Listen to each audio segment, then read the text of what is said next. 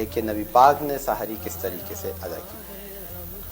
بسم اللہ الرحمن الرحیم۔ نبی پاک علیہ الصلوۃ والسلام کی زندگی کے حوالے سے جہاں تک کلام ہے تو آپ علیہ الصلوۃ والسلام کو رب کعبہ نے ارشاد فرمایا کہ اے محبوب اگر آپ چاہیں تو مکے کی وادی کو آپ کے لیے سونے کا بنا دیا ہے سبحان اللہ بھائی واہ۔ تو رب تعالیٰ نے جب یہ اپرچونٹی دی، یہ پرپوزل رکھا، تو اس وقت جان عالم صلی اللہ تعالیٰ علیہ وسلم نے ارشاد فرمایا اے رب قدیم میری یہ تمنا ہے کہ میں ایک دن کھانا کھاؤں اور ایک دن بھوکا رہوں۔ جس دن کھانا ملے تو اس دن تیرا شکر ادا کروں، تیری حمد و ثنا کروں، اور جس دن فاقہ ہو بھوکا رہوں اس دن صبر کروں۔ تو آپ علیہ الصلوۃ والسلام کی زندگی سے تو ہمیں یہ سبق سیکھنے کو ملتا ہے کہ آپ نے فاقے کو پسند فرمایا۔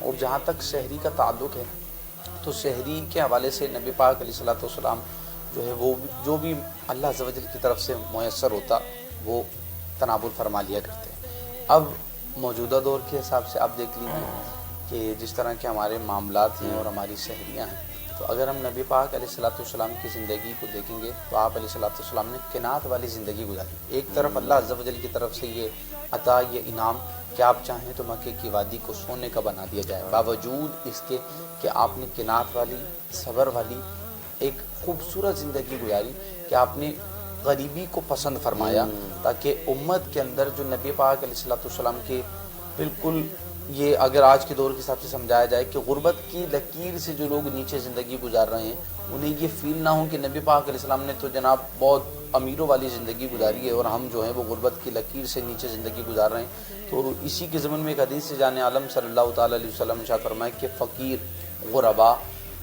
امیر لوگوں سے 500 سال پہلے جنت میں پہنچ جائیں گے، غریب لوگ امیروں سے 500 سال پہلے جنت کے اندر پہنچ جائیں گے۔ تو اگر ہمارے پاس سحری کے لیے اگر فقط ایک دودھ کا پیالہ ہی ہے تو ہمیں فکر مند ہونے کی ضرورت نہیں ہے، ہم جنت میں کریں گے جی انشاءاللہ۔ تو نبی پاک علیہ الصلوۃ والسلام کی سحری اگر آپ کی پوری زندگی کا خلاصہ دیکھا جائے تو جس طرح کا آپ کا عام روز کے اندر معاملات تھا کھانے پینے کا، تو وہی آپ کی سحری بھی ہوا کرتی تھی کہ جتنا کم ہوتا تھا اتنا ہی تناول فرما دیا کرتا تھا۔ سبحان اللہ بھائی ماشاء اللہ سبحان اللہ۔ علامہ صاحب آپ کی جانب، علامہ صاحب سحری کس طریقے سے کرنی چاہیے، کتنی کرنی چاہیے، کم، زیادہ، بہت کم، کیا طریقہ کار رہنا چاہیے اس کے؟ اللہ اکبر، موجودہ دور کے حساب سے آپ نے بہت آؤٹ کلاس کوشچن کیا ہے۔ سحری کس طرز پر ہونی چاہیے اور کیسی ہونی چاہیے؟ روزے کا مقصد اور مفہوم سمجھ لیں گے تو انشاءاللہ یہ آسانی ہو جائے گی۔ روزے کا اصل مقصد ہے بھوک کی عادت ڈالنا۔ اگر صوفیاء کی زندگی کو پڑھا جائے، بالخصوص امام غزالی کی احیاء علوم پڑھیں، آپ نے بھوک پر پورا ایک باب باندھا ہے۔ تو دراصل مقصد روزے کا یہ ہے کہ بندے کو بھوک برداشت کروائی جائے۔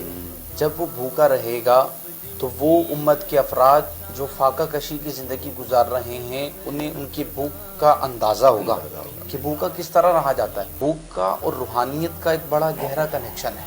جب بندہ بھوکا رہنے لگتا ہے تو پھر اس کی نفس کی طاقت ختم ہونے لگتی ہے۔ وہ نفس ہمارا جو اس کو گناہوں پر ابھار رہا ہوتا ہے تو بھوک کی وجہ سے اس کا پاور ڈاؤن ہونے لگتا ہے، اور جب نفس کا پاور کم ہوتا ہے تو گناہوں کے اندر جو دلیری اور بے باکی ہوتی ہے وہ خود بخود کم ہونا شروع ہو جاتی ہے۔ اور آپ اس کو اچھی طرح آبزرو کر سکتے ہیں کہ جب بندے کا پیٹ بالکل بھرا ہو اور وہ سیر ہو کر کھا رہا ہوتا ہے تو پھر گناہوں کی لذت زیادہ بڑھتی ہے، گناہوں کی طرف رجحان زیادہ ہوتا ہے، بندہ گناہوں کی طرف زیادہ جلدی بڑھتا ہے۔ اب اگر ایک حدیث کے اندر اس بات کو سمیٹ لیا جائے، مسند امام اعظم کی حدیث ہے، نبی رحمت صلی اللہ تعالیٰ علیہ وسلم کی بارگاہ میں ایک شخص آیا، بطور مفہوم پیش کر رہا ہوں، کافر تھا۔ اس نے آ کر کھانا طلب کیا، ایک پلیٹ دے دی گئی، اس نے کھا لی۔ پھر اس نے ایک پلیٹ مانگی، اسے پھر دی گئی، اس نے وہ بھی کھا لی۔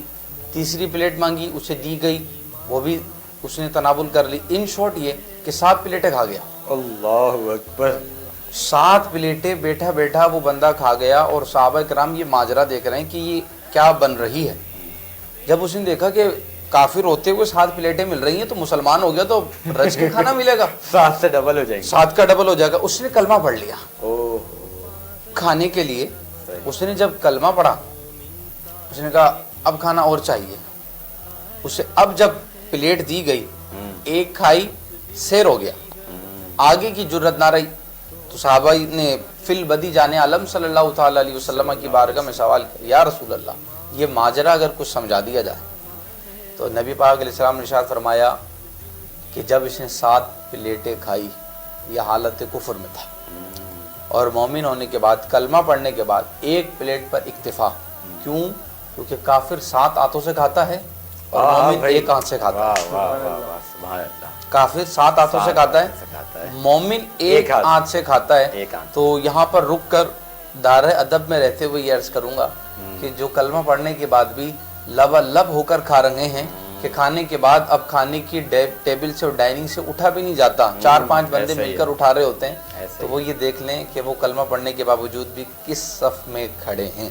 तो शहरी का असल मकसद ये है कि वो थोड़ा सा लिमिट में रहकर की जाए, खाने के 3 हिस्से किए जाएं, हवा, पानी और ग़िज़ा, ताकि खाने के बाद भी खाने की गुंजाइश हो, हवा पानी की जगह भी छोड़ दी जाए। सही, उठा भी जाए और बैठा भी जाए। अस्सलाम वालेकुम।